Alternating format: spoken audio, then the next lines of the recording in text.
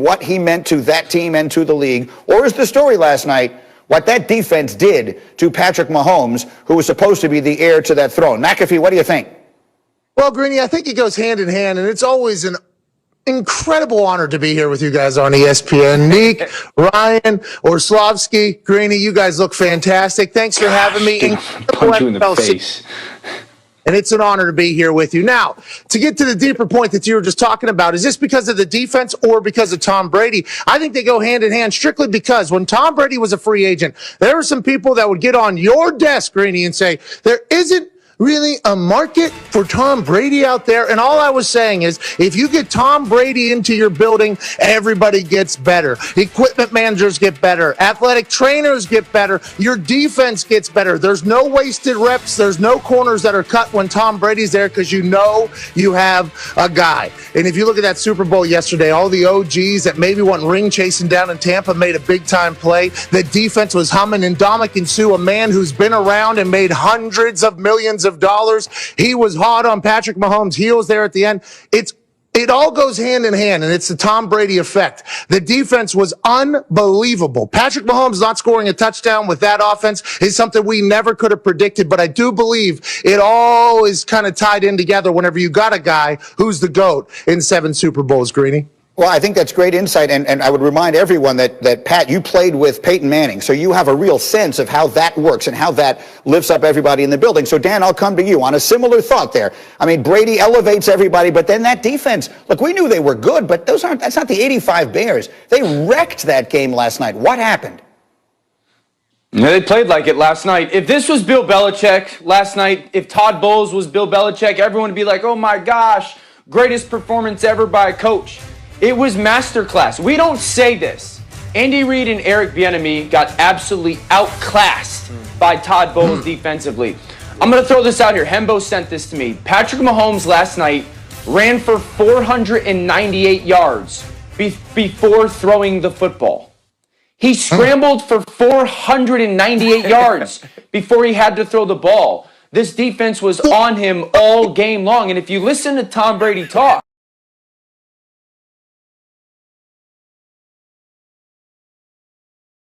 like, that was the remarkable thing. Tom was talking about, like, hey, my job was kind of easy. I was clean, and I was watching Patrick running for his life.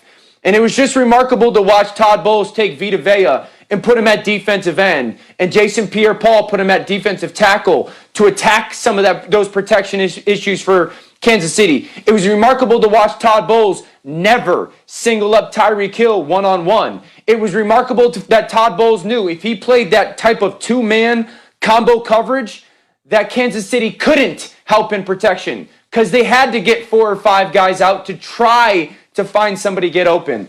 It was as good of a coordinated defensive performance as I've ever seen in football.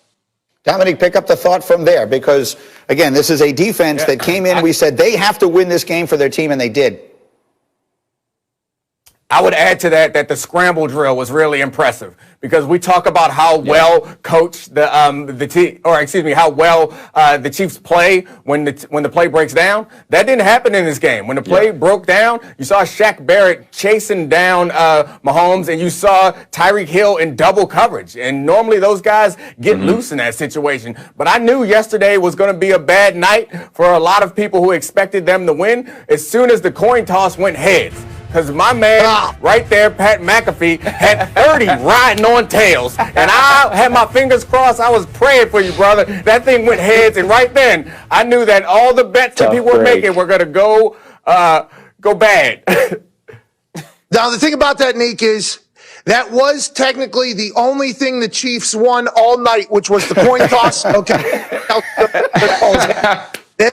That thing, which was quite a heartbreaker for me, Neek. But it was interesting because the night did not go how any of us thought it was. I think like 80% of the bettors were on the over. I believe 80% of the money was on the Kansas City Chiefs. Nobody expected a blowout in the opposite direction. And that's why, obviously, football is the greatest sport of all time. And you can bet 30 racks on a coin toss in the Super Bowl. That makes, America awesome for sure, especially whenever you lose. But that game went nowhere near how any of us thought it was going to go, Greeny, even with your big brain having ass. I'm sorry. No way way you thought that was going to happen, dude. Absolutely not. I picked Kansas City to win the game, as almost everybody else here did. RC, let me come to you quickly if we can do that. And that is to ask you, was there anything that the Chiefs didn't do last night? I mean, to the point that these guys were making. They're supposed to make plays when they're not there to be made. They're supposed to have this brilliant offensive mind as their head coach who can come up with answers, whatever it is you throw at him. And they couldn't do anything last night. Did you see anything they missed? How do you explain Kansas City never figuring it out last night? I think they missed a ton, but we have to give their opponent some credit. And just as my boy Pat McAfee plays Hollywood squares every time one of us talk, I feel like Patrick Mahomes was looking down at Andy Reid, and from afar, because he was probably a little dazed and confused, he thought he saw Cliff Kingsbury, because he hasn't been dominated like that since Cliff Kingsbury was his coach his freshman year at Texas Tech. And that's what it looked like. When Dan talks about being outclassed, when Dan talks about being outcoached, that's truly what it was. It looked like one coaching staff didn't deserve to be on the field with the other. And we haven't associated those things with the Kansas City Chiefs, especially not with Patrick Mahomes at quarterback. And I keep going back to Devin White having headphones on his ears and goggles on his eyes and saying, you know what? We don't play that pretty football. We're about smash mouth football. They truly believe that they could be more physical than the Kansas City Chiefs were and that it would work. And it did. People don't play with that type of confidence against this team. They knew who their coordinator was. They knew they had made the right adjustments, and they played like it. I have to leave it there for the moment, but we will come back on that thought. The idea that a team coached by Bruce Arians was going to dramatically outcoach a team coached by Andy Reid is not something we would have guessed would happen before this season began. We're talking much more about this as we go. McAfee's with us for the hour. He was running for his life. Coming up, the worst game of Patrick Mahomes' career. How exactly did the Bucs shut him down? And no one hit him harder than Ndamukong Suh. The big fella will join us next, the morning after winning the championship. He'll be here. Get up on ESPN.